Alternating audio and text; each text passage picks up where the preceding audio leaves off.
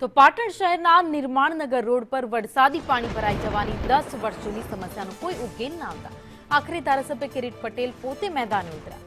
વરસાદી પાણીના ભરાવાને કારણે મુખ્ય માર્ગ બંધ થઈ જતા આસપાસની 15 થી વધુ સોસાયટીના રહીશો ભારે મુશ્કેલીનો સામનો કરી રહ્યા હતા।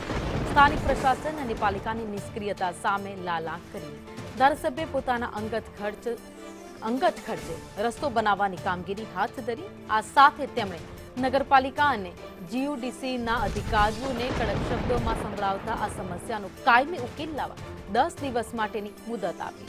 જો 10 દિવસમાં યોગ્ય કાર્યવાહી નહીં થાય તો ઉગ્ર આંદોલન કરવાની પણ ચીમકી ઉચ્ચારી।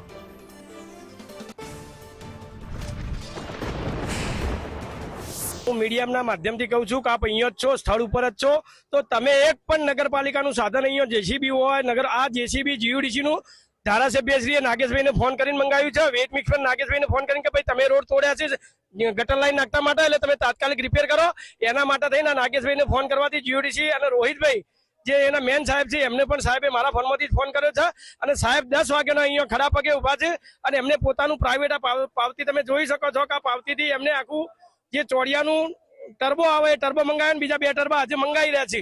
નિર્મલનગર સોસાયટી અને આજુબાજુના રહીશોની જે ફરિયાદ હતી, સૌથી પહેલા તો આ વિસ્તારના રહીશો અને બહેનોને અભિનંદન આપીશ કે એમને પોતાના અધિકાર પોતાના હક માટે જે રજૂઆતો કરી, મેં મીડિયાના માધ્યમથી આ વાત જોઈ, પરંતુ દુઃખની વાત એ છે કે જ્યારે બહેનો રજૂઆત કરવા માટે ગઈ ત્યારે ચીફ ઓફિસરનું વર્તન, હસવાનું, એમને કોઈ જવાબ નહીં આપવાના, એમને સાંભળવાના નહીં।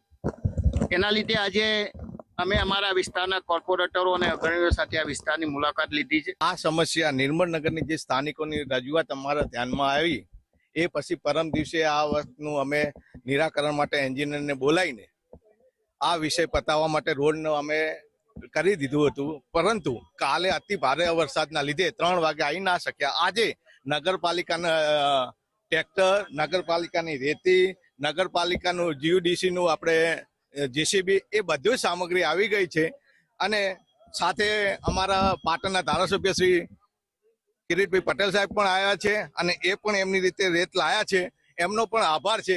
પણ આમાં નગરપાલિકાના તમામ રેત લાયા છે અને તમામ એના કર્મચારીઓ પણ અત્યારે હાજર છે। મારું નામ રજનીકાંત છે।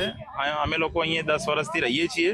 10 વર્ષથી અહીંયા ગટરની સમસ્યા ઓલરેડી પરમાનન્ટ ઉભરાય છે। એની અવારનવાર અમે ચીફ ઓફિસરને અને પીજી પોર્ટલ અને સ્વાગતમાં પણ અરજી કરેલી છે, છતાં પણ આનો કોઈ નિવડો લાવતા નથી। અત્યારે વરસાદની અંદર એવી હાલત ખરાબ થઈ છે કે બાળકો સ્કૂલે જઈ શકતા નથી અને એક્ટિવા પણ સ્લીપ થઈ જાય છે।